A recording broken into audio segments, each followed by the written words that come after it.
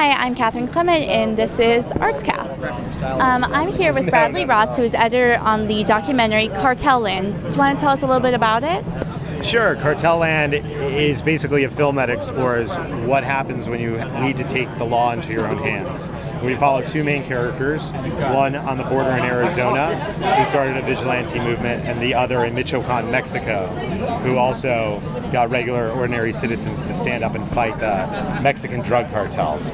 Same thing in Arizona. They are also stepping up to fight the Mexican drug cartels. Now, why did you choose Arizona as opposed to maybe New Mexico or Texas as your location? That's a good question. It's probably a better question for the director, Matt Heineman, because I joined as an editor and co-producer later on in the process. But what I do remember is the first time I saw the Arizona story, I was actually on my honeymoon, and he sent me early tapes of this character he found, Tim Naylor Foley, and it was incredible. I mean, he is the ultimate character. He's just such a fascinating guy who that is just, you just want to hear more and understand more where he comes from. So I think he was such a strong character, that's sort of a big reason why he was followed. But I don't know, that's more, like I said, why. Now, how did you approach these people? I know that you were not the director, but of course, when you're dealing with, of course, the cartels, this is very powerful and usually very private stuff, and it's very threatening to make a documentary about it.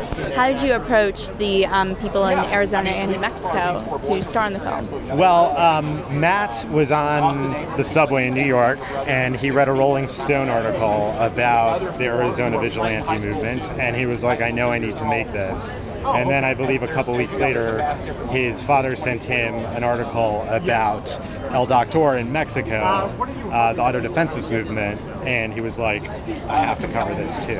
And so documentary filmmaking is really all about relationships and spending time with your subjects, and Matt spent, I believe, around 8 months in Mexico with a bunch of people that he forged relationships with, and I think that speaks largely to his talents as a director, to be able to get people to participate and in a very fair way show their story, and that's the real magic of who he is as a filmmaker. Now, as a story editor, how much footage did you go through, and why did you choose certain things? For example, if you had 800 hours of footage, how do you choose the specific scenes that go into the film to make it the most dynamic thing possible? It's a very good question. I mean, we had 700 hours of footage-ish. Luckily, we had a strong team of editors. I was one of two others, and then Matt also edited himself.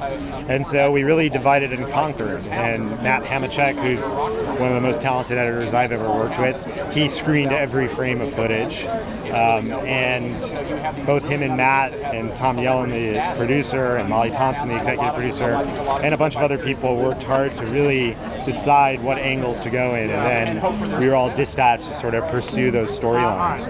So it's tough, it's incredible to believe we were pulling from so much stuff, but it's really just about keeping our heads down, not trying to do everything all at once, but take it moment to moment, scene to scene, beat by beat, and put something together that's exciting, interesting, and powerful.